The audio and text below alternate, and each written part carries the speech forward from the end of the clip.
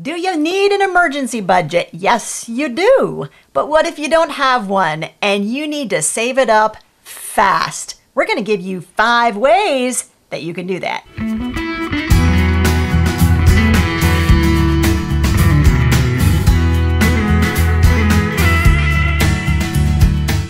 Hi, I'm Hope. And I'm Larry. From Under the Median. Hey, this channel is all about frugality. And one of the things that we talk about often is the fact that you need to have what your grandma called a rainy day fund. That's right. You need something that is a cushion to fall back on just in case the unexpected happens. Because we've been married 33 years, and you know what? The unexpected happens. We're just going to let you know right off the bat. The unexpected absolutely happens. Yeah. But let's just say that you don't have that emergency fund saved up and you want to know how you can do it and do it really fast. All right. We're going to give you 5 pretty painless ways that you can save up an emergency fund. Welcome to Frugal Friday Tips, where every Friday we give you quick and easy ways that you can spend less and save more. All right.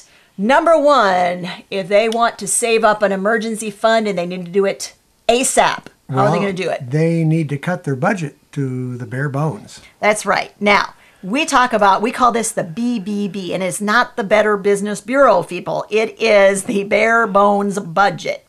Now, what do we mean by bare bones budget? When Larry got laid off, this was years and years ago, the first thing I did after he came home and said, well, I lost my job. And we were kind of expecting it. So I have to put that out there as a caveat. We can kind of see the handwriting on the wall. So we weren't super surprised. And so like emotionally and mentally, I had been like gearing up for this. But about 5 minutes after he told me he'd lost his job, and I said, it's going to be okay, I got out the budget and I started figuring out what we needed to survive. Your survival budget. That's your bare bones budget. That's what you absolutely have to have and what you absolutely need to pay in order to stay afloat every month. Now, why is that important?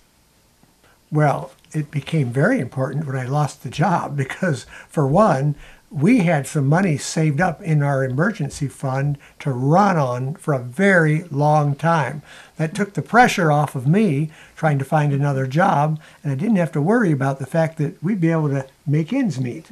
Now, and so that reminds me, I think as I recall the story, and it's been a long time, guys, I recall somebody stopped you on the way out and said, are you going to be okay? So, yeah, a gal asked me on my way out of work that day, it was my last day, she goes, are you going to be okay? And I said, yeah, because I had talked to Hope the night before, and she had figured out that we had at least a year's worth of money that we could live off of if we lived on a bare bones budget to do it. We could do it.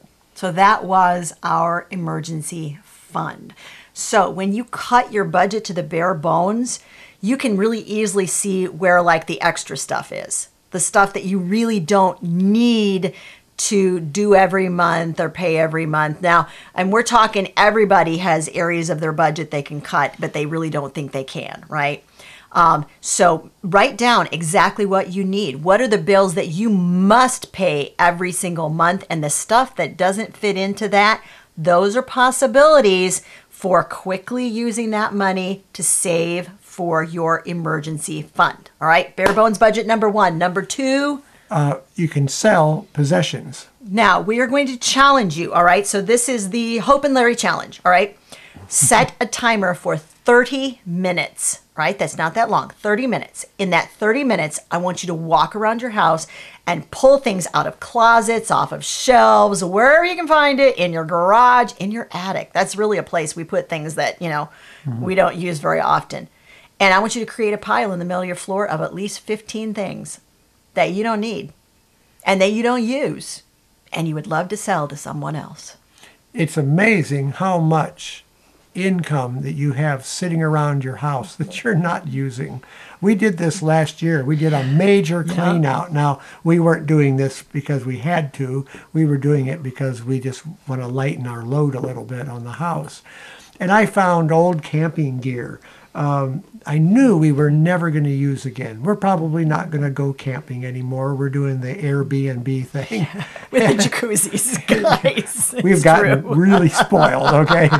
But so I took those items and put them up for sale. I didn't make a lot of money off of them, but I got something back for them. And I found we really did. We spent about a year just cleaning down, and it was nice. It was really good to get rid of it. And we need to do it again, guys, because I'm telling you, we are not minimalists. No, we're not minimalist. No. And we have a lot more stuff around our house that we can sell, and I'm willing to bet that you do too. Yeah. So the next thing you can do is get a short-term hustle. That's right. There are lots of jobs. You know, right now the job market is off the scale. There are people hiring everywhere. And you may not get the kind of job that made the money on it that you were laid off on, but any amount of work you do will help you. Number one, it'll help you make some ends meet. It'll help you get another job. I've always said it's easier to get a job if you're working. Yeah. So get a side hustle. Doesn't have to be your dream job. Just has to be something that you can do for a short-term gap thing in order to bring some money in quickly to fund your emergency fund. All right. Yeah. Number 4, I like this one. I don't know if you're ever as excited about this as I am. No. Let's see what Larry is not as excited about as I am. No, What is it? I'm really not, because I like to spend money. Let's just get real here. What is our tip that you're not excited about? Try a no-spend month. I don't see any good reason for I'm sure doing he that. doesn't like him. I'm like, ooh, let's do a no-spend month. He's like, no! All right, tell us in the comments, have you used a no-spend month in order to save money quickly, either for a goal of some kind, something you need to buy, or a debt you need to pay off, or to fund your emergency fund? And has it worked? Because here's my theory, guys. My theory is we spend far more money than we actually need to spend.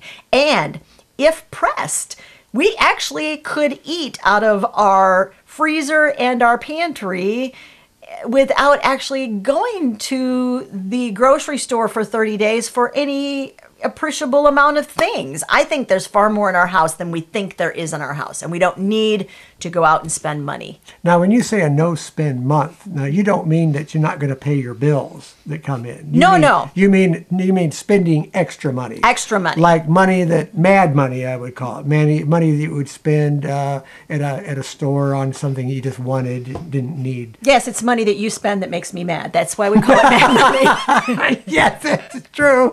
So yeah, I'm talking about spending extra money on things you don't need to spend money on. Now, along with that, I'm willing to bet once again, look, how much do you spend on groceries every month? How much could you cut that down for 30 days? Just 30 days, guys, and take all of that extra money you did not spend on groceries. And look, your freezer will thank you. There won't be as much stuff in the freezer. There won't be as many items in the pantry. You can take things off the pantry shelf. You went, that's been in there a while. Didn't think we'd ever use that. And you can make meals out of that, and all of that money can go straight to your emergency fund. Yep. Trust me, this works. Now, another way to save for your emergency fund is to negotiate your bills. Now, what do you recommend them to do in order to, put that into action? All right, so you're going to see your bare bones budget, and you're going to see all these categories that you spend money on every month that are outside of the necessities, the bare necessities, right?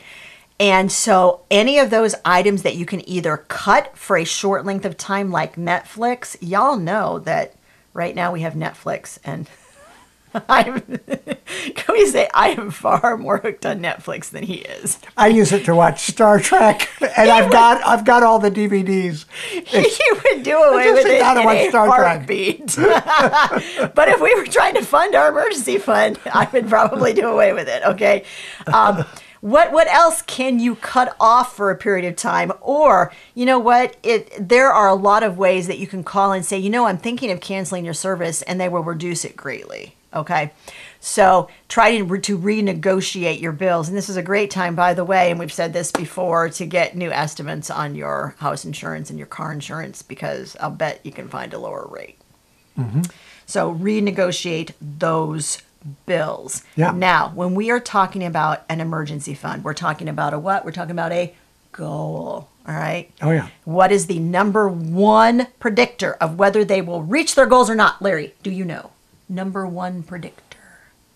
If you write it down? Yes. If you write it down and you put it in front of your face, there is a 70% greater chance that you are going to reach that goal. And we want you all to reach that goal because we want you to have an emergency fund, right? And so we actually have a free goal tracker workbook. There are sheets that you can print off, and there's actually a sheet in there for an emergency fund. That's why I'm mentioning it, and it's free. And so there's a link to it in the description of this video, and you can get that goal tracker, and you can put it on your refrigerator, and every time you save another couple $100 toward it, then you can make sure that you mark that off on that goal tracker, and you can watch that emergency fund grow before your eyes. We want to know, is there something that you have done that has helped you reach that goal of an emergency fund and reached it quickly? If it's something that we did not mention, make sure you leave that tip in the description of this video. By the way, we love your comments. You guys are wonderful at putting in some very helpful, meaningful comments. Really, really, you guys are really good. They are, but I just told you to put your comments in the description of the video. You can't do that. Make sure you leave your comments in the comments section of the video. Give it a thumbs up, guys. And if you're not subscribed to Under the Medium, what are you waiting for? Because we give advice like this every single week. And don't forget to hit the notification bell. That's right. And YouTube will let you know every time we drop a new video. We'll see you next week.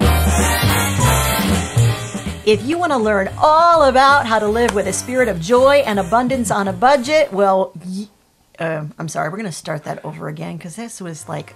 You got stuck. It was weird. You got stuck. It got weird.